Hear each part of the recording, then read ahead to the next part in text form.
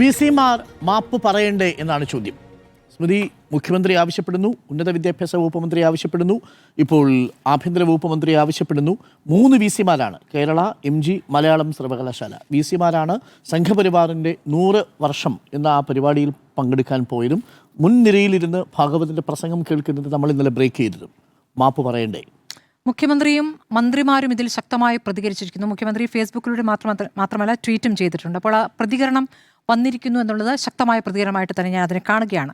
എന്താണ് RSS എന്നുള്ളത് നമ്മൾ പല ഘട്ടങ്ങളായി ചർച്ച ചെയ്തിട്ടുള്ള രാജ്യം ഭരിക്കുന്ന പാർട്ടിയെ ഭരിക്കുന്ന സംവിധാനമാണ് RSS. RSS എങ്ങനെയാണ് വ്യത്യസ്തമാകുന്നത്? വിഭാഗീയമായി ചിന്തിക്കുന്ന, വിധ്വംസകമായി ചിന്തിക്കുന്ന ഒരു സംവിധാനമാണ്. അതിൽ ശാസ്ത്രീയതയെ പൂർണ്ണമായും തള്ളിക്കളയുന്ന, ശാസ്ത്രത്തെ പൂർണ്ണമായും തള്ളിക്കളയുന്ന സംവിധാനമാണ്. അപ്പോൾ RSS എന്ന സംവിധാനം എങ്ങനെ പ്രതികരിച്ചിരിക്കുന്നു, എങ്ങനെയാണ് ഇവിടെ പ്രവർത്തിച്ചു കൊണ്ടിരിക്കുന്നത് നമ്മൾ കണ്ടാണ്. നമ്മുടെ വിദ്യാഭ്യാസ മേഖലയിൽ പാഠപുസ്തകങ്ങളിൽ എങ്ങനെയാണ് RSS ഇടപെടുന്നത് നമ്മൾ കണ്ടാണ്.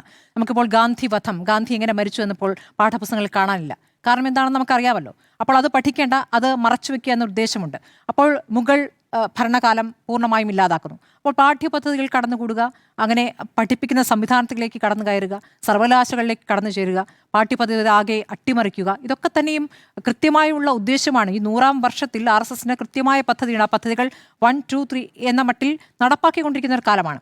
ആ കാലത്തിലാണ് കേരളത്തിലെ പ്രധാനപ്പെട്ട സർവകലാശാലയിലെ 3 VC-മാർ ഈ പരിപാടികളിൽ പങ്കെടുത്തിരിക്കുന്നത്. ആ VC-മാർ പങ്കെടുക്കുമ്പോൾ ഒരു കക്ഷി രാഷ്ട്രീയ പരിപാടികളിൽ പങ്കെടുക്കുന്നതിനപ്പുറം ഗൗരവം അവിടെ ഉണ്ടാകുകയാണ്.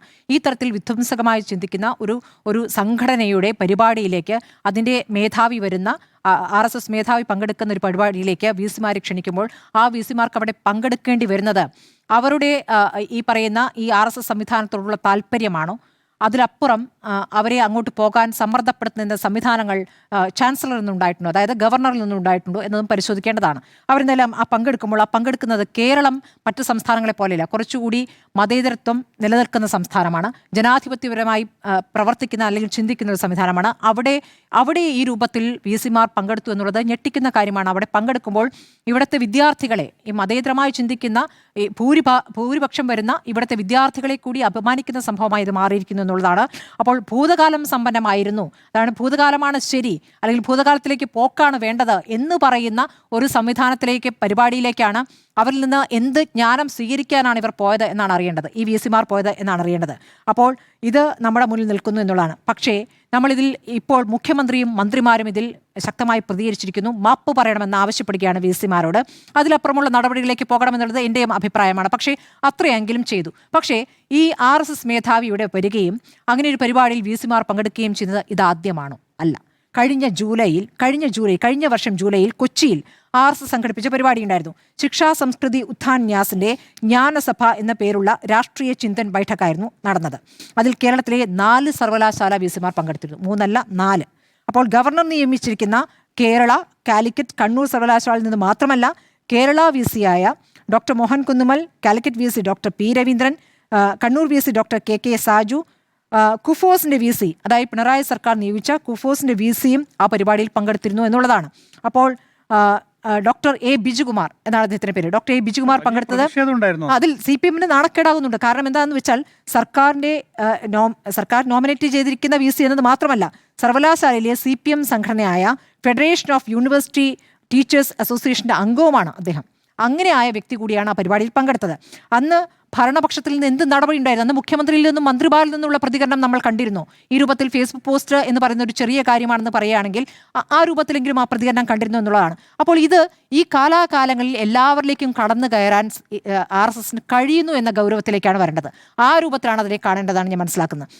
ഇപ്പോൾ കെ സുരേന്ദ്രന്റെ പരിഹാസം വരുന്നുണ്ട്.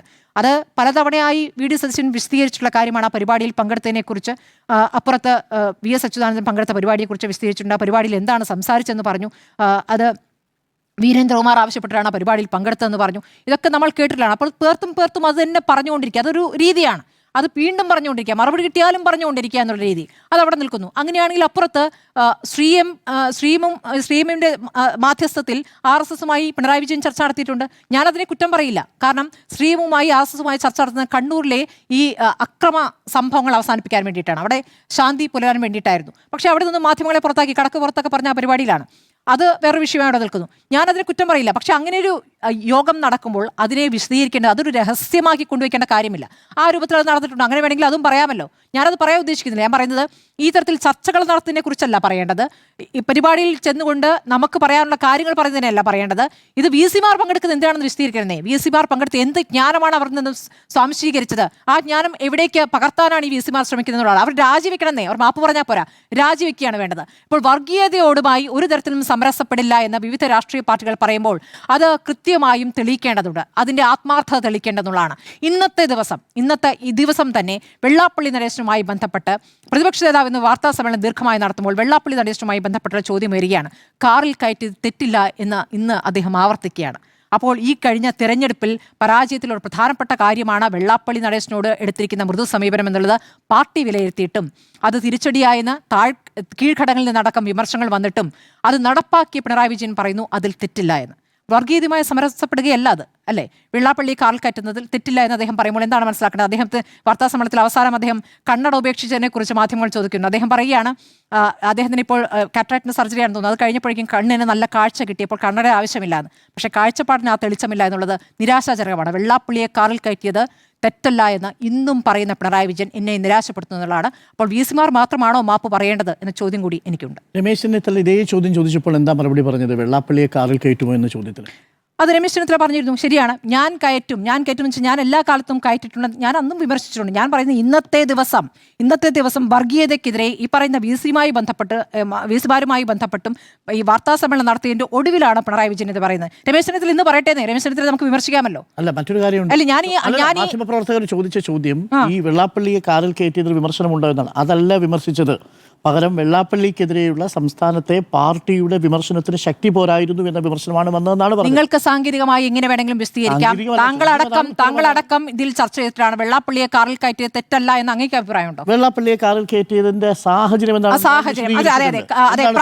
അതെ, പ്രായമായ ആളെ കാറിൽ കയറ്റുന്നു എന്നുള്ള ന്യായം ദയവ് ചെയ്ത് ഇനി അല്ല ആയിക്കോട്ടെ. ഞാൻ ചോദിക്കുന്നത് അങ്ങ് എന്തിനാണ് ഇങ്ങനെ ഈ തരത്തിലുള്ള താരതമ്യവും സമീകരണവും നടത്തുന്നത്? ഇന്നിപ്പോൾ പിണറായി വിജയൻ വാർത്താ സമ്മേളനം ഒറ്റ മിനിറ്റ് ആഭ്യന്തരമന്ത്രിയോട് ചോദിക്കൂ. ആഭ്യന്തരമന്ത്രിയോട് നിങ്ങൾ ചോദിക്കൂ. ഇല്ല അപ്പുറത്ത് അങ്ങനെ താരതമ്യം ചെയ്തു പോകണ്ട. ആഭ്യന്തരമന്ത്രി ഇന്ന് വാർത്താ സമ്മേളനം നടത്തട്ടെ. ആഭ്യന്തരമന്ത്രി ഇന്ന് വെള്ളാപ്പള്ളി ന്യായീകരിക്കട്ടെ.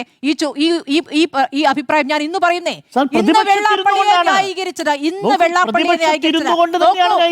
വെള്ളാപ്പള്ളിയെ ന്യായീകരിച്ചത് പരാജയം സംഭവിച്ച ഇടതുപക്ഷത്തിലാണ്. ന്യായീകരിച്ചത് പിണറായി എവിടെ വെള്ളാപ്പള്ളി ന്യായീകരിച്ചത്? ഒരു സ്റ്റേറ്റ്മെന്റ് പറയൂ. അങ്ങ് എന്തിനാണ് ഇങ്ങനെ കിടന്ന് ന്യായീകരിച്ചുകൊണ്ടിരിക്കുന്നത്? അങ്ങ് എന്തിനാണ് പിണറായി വിജയൻ പറഞ്ഞ വാചകങ്ങളാണ് ഞാൻ പറഞ്ഞുകൊണ്ടിരിക്കുന്നത്. ഡോക്ടർ അരുൺ, ഒരു മിനിറ്റ്.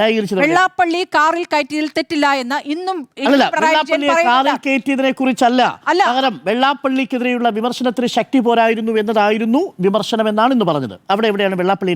അങ്ങയുടെ ബുദ്ധിയിൽ അങ്ങ് വിശ്വസിക്കൂ. എന്റെ സാമാന്യ ബുദ്ധിയിൽ ഞാൻ മനസ്സിലാക്കി.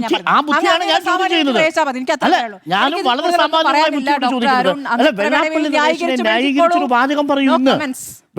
വെള്ളാപ്പള്ളി നടേശനെ കുറിച്ച് ന്യായീകരിച്ച ഒരു വാചകം പറയൂ. പിന്നെ എന്തിനാ തെറ്റിദ്ധരിപ്പിക്കുന്നത്? വെള്ളാപ്പള്ളി നടേശൻ എവിടെ ന്യായീകരിച്ചത്?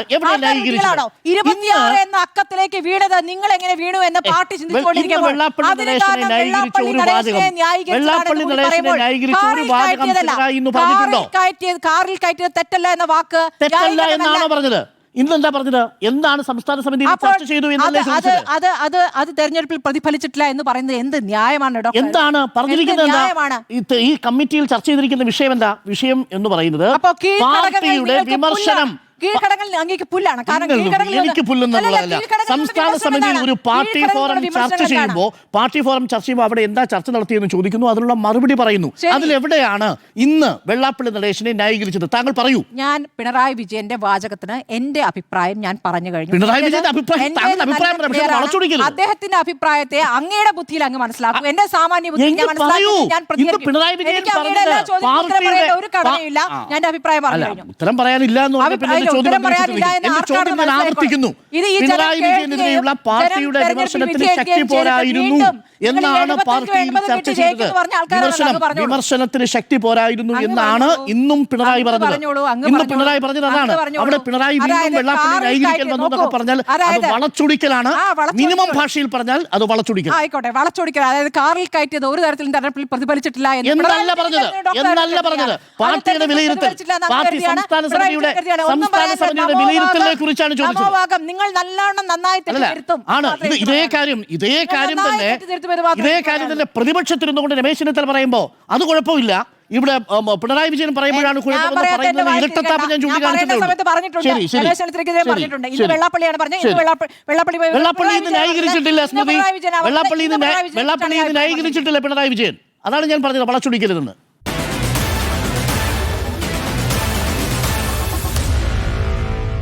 Meet the editors.